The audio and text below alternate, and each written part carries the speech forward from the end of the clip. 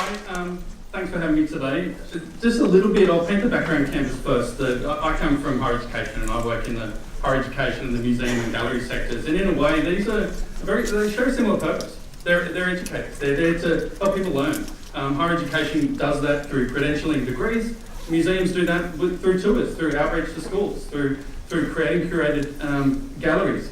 And through that sort of similar purpose, we found a place that we can really innovate here. And both are experiencing a sort of massive digital disruption. We all know about online learning, online edtech. There's a huge growth in software as a service platforms all around the world.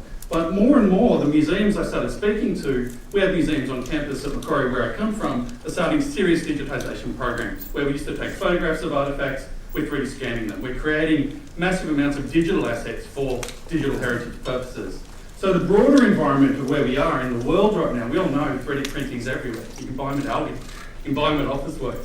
It's hit mainstream where it's really, really simple to do. And the scanning and digitisation is in massive growth as well. It's gotten cheaper, it's gotten easier. The whole VR and AR, they're the great two. You know, my colleague talked about XR, that's the new one. When we haven't even got these yet, but you know, they're coming. We know they're close, there's massive investment in those areas. All of these things require 3D assets. With online education in growth, museums doing what they're doing, something special happened over the last few years. The web changed, the web matured again, and we can put 3D on the web now, you know, as a first-class citizen. So we really saw an opportunity to help organisations unlock what they actually were already sitting on. So the number one pain that we really looked at was organisations aren't utilising what they have. We have scanners at Macquarie, we have medical imaging at big organisations, museums have all types of expensive digitisations. And what's the status quo? They put them on a hard drive. They'll put them on their server. I was just talking to Ian and we deliver them as 3D PDFs using flash technology that we don't even want to talk about anymore, you know, in the modern day and age. So the idea of where we're storing them and the file formats, in a way we're locking up our assets. This has happened before to organisations with media. It's happened with images. It's happened with video. Here we are with 3D assets. And these are a little bit more complex than those, but not something we can't solve. So we're really looking at the opportunity to create a single point of publishing for all of that and, I guess, liberate those assets from organisations to enable organisations to get the most of them. Also, we're seeing platform fragmentation. Every time I've seen a VR pitch recently, it's a new piece of software. It's a new app that we have to download. Or the devices. We have Oculus Rift and we have Vives and we have Microsoft HoloLenses that don't even exist yet. There's hype around them.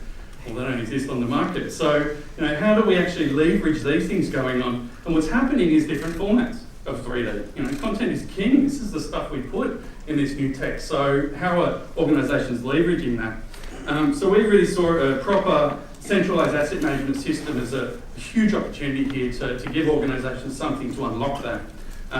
And also rights and IP. One of my favourite topics is, you know, the copyright law, which we still look at digital photographs.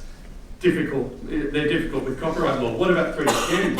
What about automation of creating this 3D data? What about 3D medical imaging? Where does the IP sit on that? And organisations are afraid to put some of their data online because of those reasons. So we saw that the other one was, you know, the giving mechanisms for rights control around 3D are really important. So that's sort of what we painted as the picture. Well, we wrote something, it works. We've been using it for 18 months. It's proven, used at Macquarie with real courses, real museums. So we've got massive data out of that. We went through a CSIRO process and everyone from CSIRO, you're legends. It was a great process this year. Huge customer discovery and that's still going on. So I think I'll show you what it is at this stage. So in a really quick way, we can look at 3D on the web. We can move it around. This is all without plugins nowadays. We write tools for measuring. We write tools for cross sections. We write annotation tools. You can play with this at your own time. I might skip through to the next slide. So the team itself is myself, Peter and Ed. We're a very small team. We're a very committed team. And this is our domain. We come from education. We come from graphics. We come from software. So that's what we're doing. And we live this. This is from scanning, printing, VR, AR, all the stuff around these systems, this is what we do. So the scale, I love this one. This is our scale. The plan itself is 3D. It's high, it's wide, it's deep. There's a lot of different ways we can go in the future around this tech. And we really see education as mastery. is education gives us mastery of different disciplines to then expand out into medicine or real estate or mining. So here's our call to action. We're really at this stage looking for partners for trials, tests, further validation. We can never have enough customer discovery. We're looking at markets in Asia for EdTech and museums, and especially the US and UK. And there's an awesome mentoring opportunity for an EdTech specialist. Thank you.